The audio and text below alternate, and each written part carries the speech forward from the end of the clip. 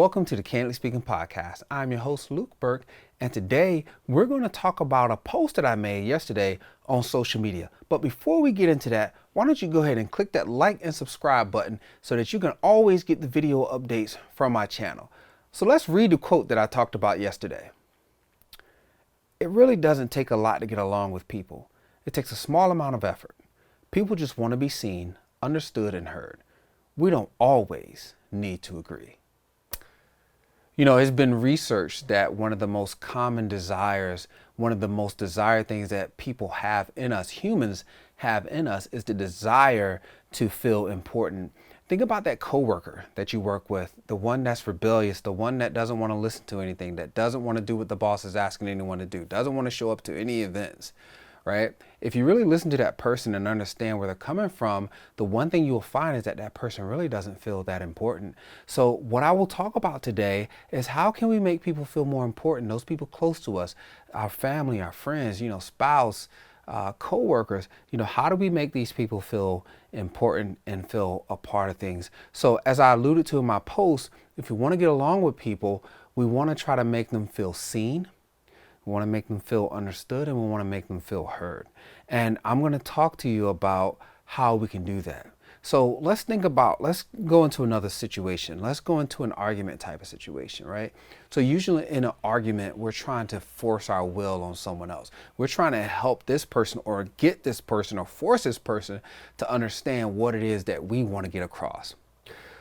Well, today, what we're going to try to focus on is stepping back for a moment to really try to understand their perspective, right? Understand where they're coming from so that they can have all these things that we're looking for. We letting them be seen, heard, and understood, which will ultimately open this person up and unlock some things that you may not have been able to unlock before in that relationship.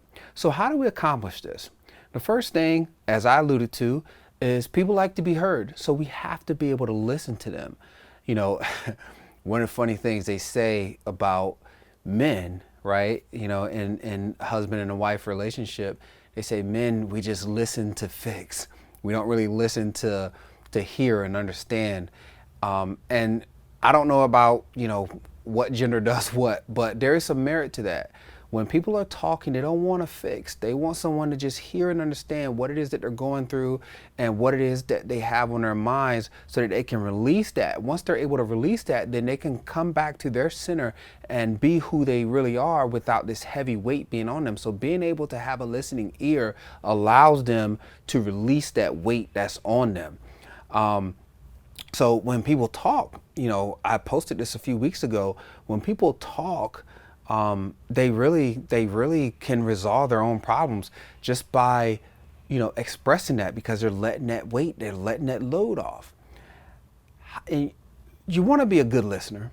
You want to be an active listener. You don't want to just say, because sometimes that can be dismissive. Ask questions where necessary. Do those types of things. Make a person feel heard in this situation. All right. So two, you have to show a real appreciation for someone.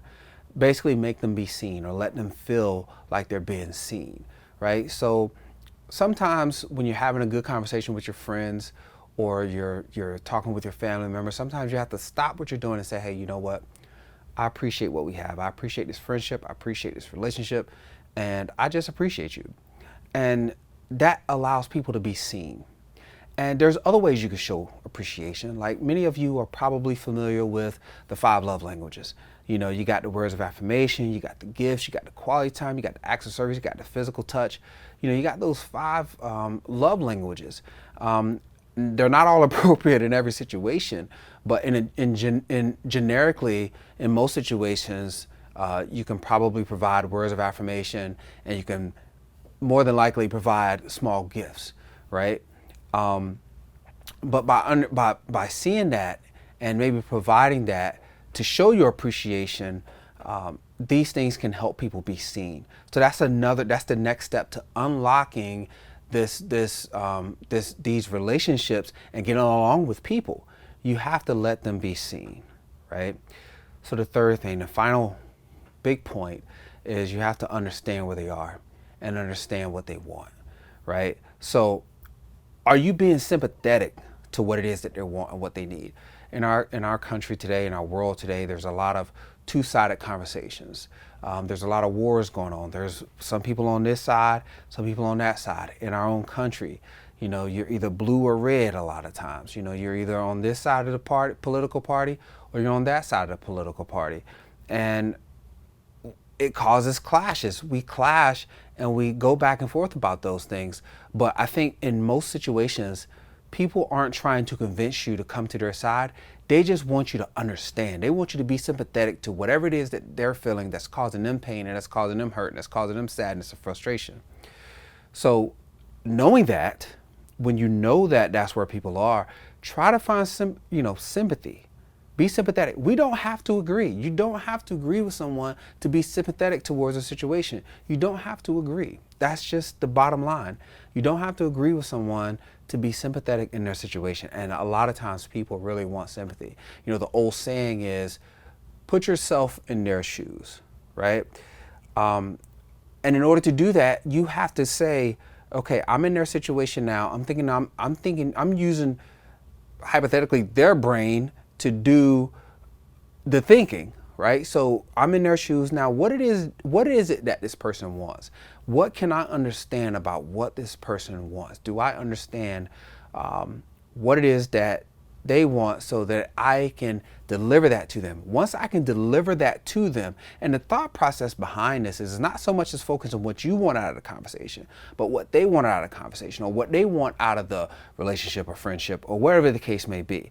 But again, to reset the stage, we're talking about getting along with people. So whatever that is, whatever that stage is, you have to figure out what that person wants, right? In this back and forth exchange or in this back and forth relationship, trying to get along with a person, right? Again, you don't have to always agree, okay? So that's how you help people be seen, heard, and understood.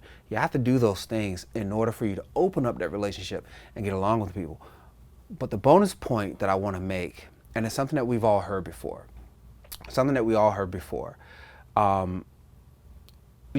people may not remember what you did or what you look like or anything else. But one thing they will always remember is how you made them feel. And if you really think about what we're talking about here, think about why you don't like a person, right? Or think about why you don't like being around a person. It's because usually the way they make you feel, even though they may have never said anything to you, or it might be a complete stranger. You don't want to be next to that person or near that person because of how it makes you feel. So when you apply that to get along with people and relationships that you're in, because that's what it's all about, is relationships, then you can say, okay, well, this person makes me feel this way, so I don't want to be around that person. So now if I'm making this person feel this way, then they probably don't want to be around me. So if you really think about that, right? How are you making this person feel? How are you making this person feel? And again, just think about how you feel around people that you don't like, and then think about the possibility that you could be making them feel a certain way, which causes them to push away from you. Now, I'm not saying you have to go around trying to like everybody or trying to pretend to be friends with everybody, but if you want to learn to get along with people and be successful in most of your relationships, these are basic necessities. So just remember, everybody wants to feel important.